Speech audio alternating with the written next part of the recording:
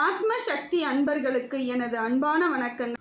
இந்த பதிவை காணக்கூடிய அனைத்து நல்ல உள்ளங்களுக்கும் இந்த பதிவின் மூலமாக உங்கள் வாழ்க்கையில் பல மாற்றங்கள் ஏற்படக்கூடியதாக இருக்குங்க. இந்த பதிவு ஒரு நல்லவர்கள் கையில் வந்து சென்றடையக்கூடிய வகையில் இறைவனோட அனுகிரகம் இருக்கு.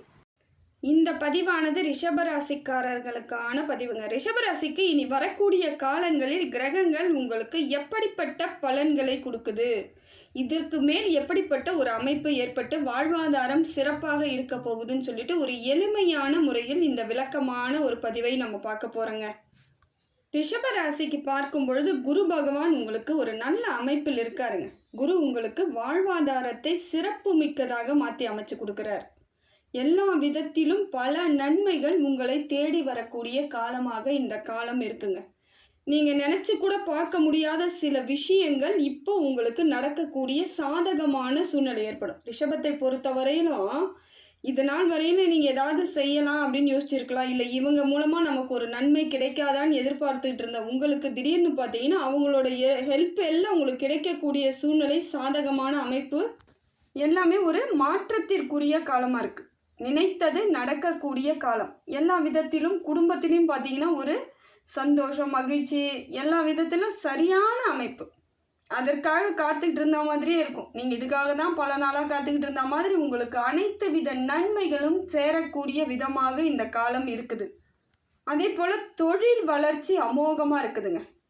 சொந்த தொழில் செய்யக்கூடியவர்களாக இருந்தாலும் சரி, இல்லைங்க நான் அரசாங்க உத்தியோகத்தில் இருக்கேன் அப்படின்னாலும் உங்களுக்கு அந்த இடத்தில் நல்ல மதிப்பும் பேர் புகழ் மனிதநேயத்துடன் பழகக்கூடிய பல நல்ல உள்ளங்கள் உங்களை வந்து சேரும்.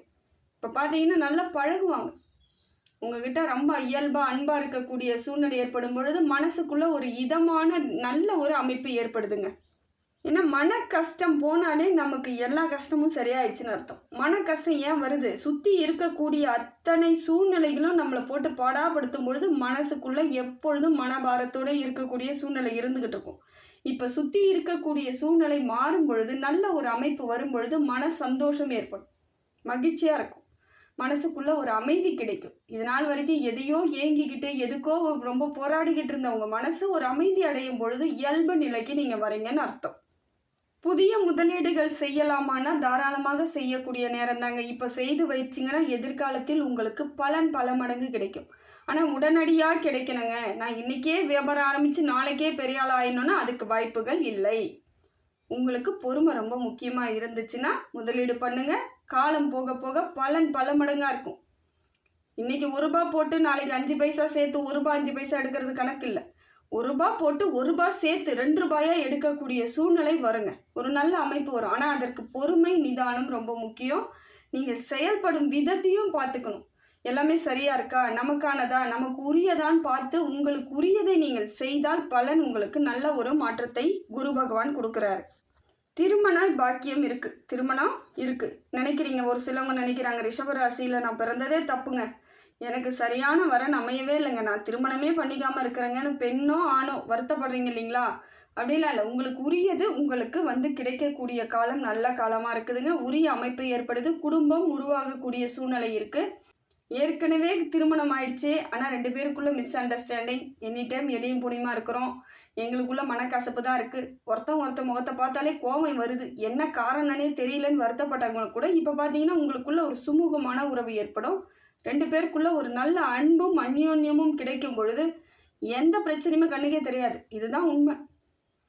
ஏன்னா கணவன் மனைவி சண்டைன்றது சாதாரண விஷயம் தாங்க. என்னை பொறுத்த வரைக்கும் அதுதாங்க இருக்கிறதுலே மிக மிக மிக சாதாரண விஷயம்.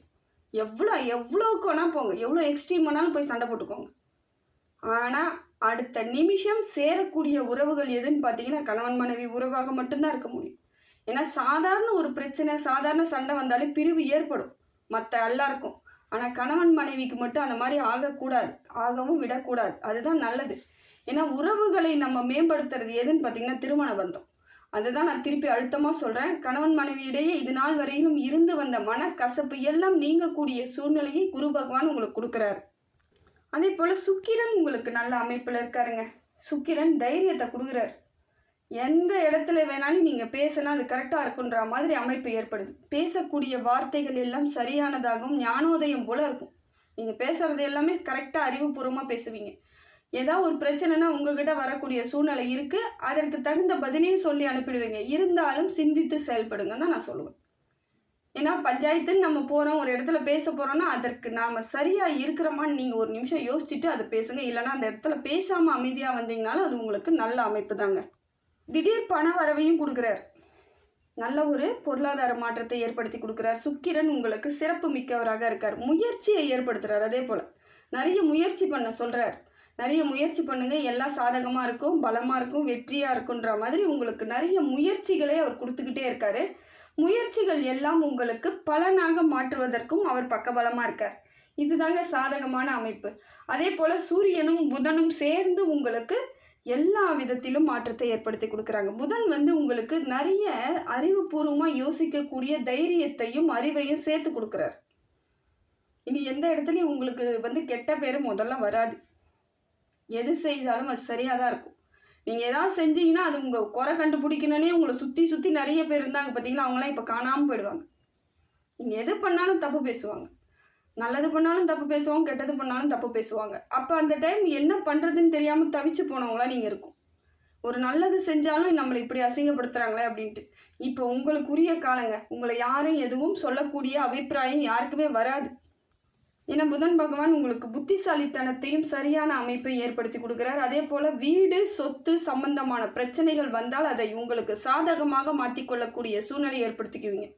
எந்த சொத்து பிரச்சனைலாம் இருக்குதுங்க, ஏற்கனவே கோர்ட்டு கேஸுன்னு வரைக்கும் போயாச்சுங்க அப்படின்றவங்க கூட இப்போ உங்களுக்குள் சாதகமாக பேசி அதை சரி பண்ணக்கூடிய வாய்ப்பை உங்களுக்கு ரிஷபத்திற்கு கிடைக்குதுங்க. சுக்கிரன் உங்களுக்கு நல்ல அமைப்பில் உங்கள் ராசிநாதன் இருக்கிறதுனாலே நீங்கள் எல்லா இடத்துலையும் ஜெயிக்கக்கூடிய பாக்கியத்தை உங்களுக்கு சுக்கிர பகவான் கொடுக்கறது இன்னும் விசேஷந்தாங்க. அது கூட சேர்ந்து குரு பகவானும் கொடுக்குறார், சூரியனும் கொடுக்குறார், செவ்வாயும் கொடுக்குறாரு. இப்போ எல்லா இடத்திலும் உங்களுக்கு மன உளைச்சல்லேருந்து முதல்ல வெளியே வர வைக்கிறது யாருன்னு பார்த்தீங்கன்னா செவ்வாய் பகவான். மனசை கொஞ்சம் தைரியமாக்கி வைக்கிறார். எந்த இடத்திலும் இனி கஷ்டம் கிடையாது. குடும்ப வாழ்க்கையிலையும் அதே போல் வேலை தொழிலையும் இப்போ ஒரு மாறுதல்களுக்கு ஏற்படும். ஒரு நல்ல ஒரு மாற்றம் ஏற்படும். குடும்பத்தில் இருந்து வந்த சண்டையும் தீந்துரும், வேலையில் இருந்து வந்த சிக்கல்களும் தீந்துரும். அப்போ எப்படி இருக்குன்னா, இது நாள் வரைக்கும் எதையோ தேடிக்கிட்டு இருந்த உங்களுக்கு அது புதையலாக கிடைக்கக்கூடிய காலமாக இந்த காலம் இருக்குது. நினச்சது நடக்கும். கற்பனை கேட்டாத அளவுக்கு நல்ல நிலைமை ஏற்படக்கூடிய சூழ்நிலை இருக்குது. அதை நீங்கள் ஏற்றுக்கிட்டு அதற்கு தகுந்தாற் போல் நடக்கணும். எனக்கு எதுவுமே கிடைக்காதுங்க, நீங்கள் சொல்கிறதெல்லாம் தப்புங்க, பொய்ங்கன்னு சொன்னீங்கன்னா அது நான் ஒன்றுமே பண்ண முடியாதுங்க. ஏன்னா உங்கள் அமைப்பு இப்படி தான் இருக்குன்னு நான் பொது பலனில் சொல்கிறேன்னா அது அப்படிப்பட்ட பலனாகத்தான் இருக்கும். 90% அப்படி தாங்க இருக்கும். அந்த 10% உங்களுக்கு நடக்கலை அப்படி சொல்கிறீங்கன்னா உங்கள் சுய ஜாதகத்தை நீங்கள் பார்த்து தான் ஆகணும். எந்த இடத்துலையும் சின்ன மிஸ்டேக் இருக்கும், அது சரியாக போயிடும். அதை போய் நீங்கள் சரி பண்ணீங்க, இந்த இடத்துல விளக்கு போடுங்க, இந்த கோவிலுக்கு போயிட்டு வாங்கினீங்கன்னா அது நிவர்த்தி ஆகிடும். அதனால் முடிந்த வரையிலும் உங்களுக்கு உரிய பலனாக இந்த பலன் நல்ல பலனாகத்தாங்க இந்த காலகட்டம் இருக்குது. அதே போல் சனி உங்களுக்கு கொடுக்குறார். இந்த காலகட்டத்தில் உங்களுக்கு கொடுத்து மகிழ்கிறார். எல்லா விதத்திலும் உங்களுக்கு தொழில் வளர்ச்சி நல்ல அமைப்பை ஏற்படுத்துகிறார். தொழிலில் இருந்து வந்த சிக்கல்களை நீக்கிறார். ஆயுள் தீர்க்கம் உண்டாகுது. உடல் தேக ஆரோக்கியம் ஏற்படுது. மனக்கவலைகள் தீந்துரும். உங்களுக்குரிய மரியாதையும் கௌரவமும் கிடைக்கிறோம். எந்த இடத்துல போனாலும் அந்த இடத்துல உங்களுக்குரியது கிடைச்சிடும். நியாயமாக கிடைக்க வேண்டிய அத்தனையையும் சனி பகவான் உங்களுக்கு கொடுக்குறார்.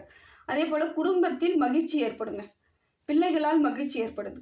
பிள்ளைங்க மூலமாக உங்களுக்கு நல்ல பேர் கிடைக்கக்கூடிய பாக்கியம் இருக்குது. பிள்ளைங்களை நல்லா வளர்த்துருக்கீங்க, பிள்ளைங்க சரியாக இருக்காங்க அப்படின்னாலே பெற்றோர்களுக்கு நல்ல ஒரு அமைப்பு இருக்கும். அதுபோல் ரிஷபத்திற்கு ராசிக்காரர்கள் பிள்ளைகளால் உங்களுக்கு மகிழ்ச்சிங்க. எல்லா விதத்திலும் நல்ல அதிர்ஷ்டம் தரக்கூடிய காலமாகத்தான் இது இருக்குது. பல சவால்களையும் சோதனையும் சந்தித்து வந்தாலும் அதையெல்லாம் எப்படி சந்தித்து வந்தோன்றதை கொஞ்சம் சிந்திச்சிங்கன்னா எதிர்க்க வரக்கூடிய காலத்தை பற்றி கவலையே பட மாட்டீங்க. இன்றைய காலத்தை எப்படி கையாளுவதுன்னு மட்டும் நினச்சிக்கிட்டு அடுத்த கட்ட நகர்வுக்கு நீங்கள் அழகாக போயிட்டே இருக்கலாம்.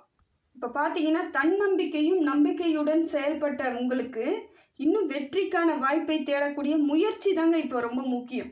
நம்பிக்கையோடு நான் எல்லாம் இருக்கிறேங்க அப்படின்றத விட அதற்கான முயற்சிகளை செய்யுங்க. எந்த செயல் செய்யணும், எப்படி செய்யணும், நான் எப்படி எல்லாத்துலேயும் கரெக்டாக இருக்கணும்னு நீங்கள் இப்போ ட்ரை பண்ணிங்கன்னா நியாயமாக செய்யும் அனைத்து நன்மைகளையும் சனி பகவானே கொடுத்துட்றாருங்க. அற்புதமான பலனை கொடுத்துக்கிறார். எந்த விதத்திலும் உங்களுக்கு கவலை கிடையாது. கடன்கள் எல்லாம் குறையக்கூடிய பாக்கியம் இருக்குது. எக்கச்சக்க கடன்க, நான் எப்படிங்க நிம்மதியாக இருக்க முடியும் அப்படின்னு நினைக்கக்கூடியவர்களுக்கு கடன் படிப்படியாக குறையும். ஏன் வாங்கினீங்க, எதுக்கு வாங்கினீங்கன்னு யோசிச்சு பாருங்கள். அந்த சூழ்நிலை அந்த கடன் கிடைச்சதுனால தான் உங்களால் ஒரு அளவுக்கு அந்த பிரச்சனையை சால்வ் பண்ண முடிஞ்சுது.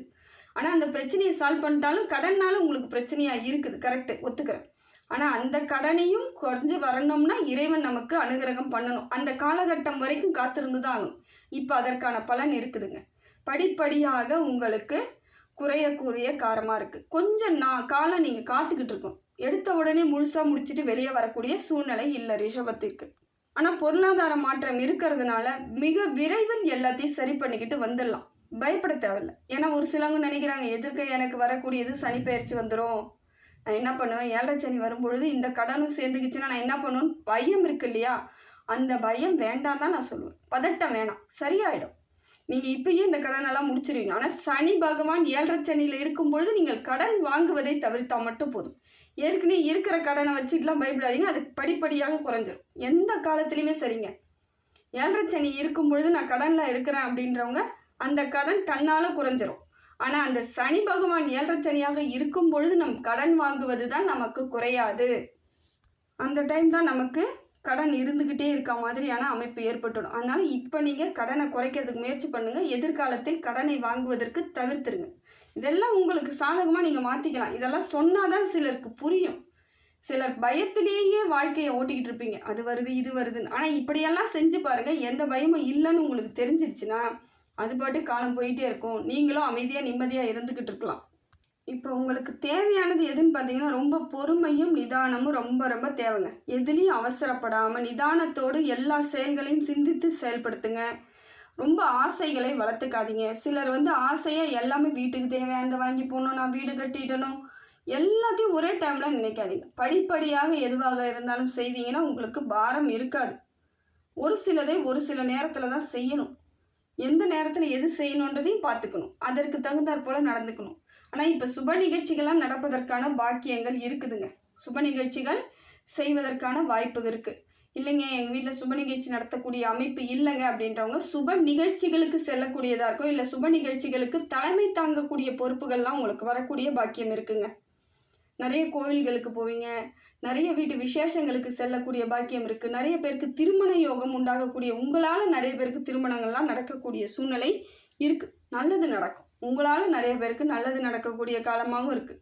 மற்றவங்களுக்கே உங்களால் நல்லது நடக்கும் பொழுது உங்களுக்கு எப்படி கெட்டது நடக்கும்னு நீங்கள் நினைக்கிறீங்க, எனக்கு கமெண்ட்டில் போகிறீங்கன்னு எனக்கு தெரியல. உங்களுக்கு எல்லா விதத்திலும் மாறுதல்கள் இருக்குது. ரிஷபத்தை பொறுத்தவரையில் அவங்க சரியாக நடந்துக்கிட்டிங்கன்னா, நீங்கள் உங்களை கையாளும் விதம் கரெக்டாக இருந்துச்சுன்னா இந்த காலம் உங்களுக்கு பொற்காலங்க.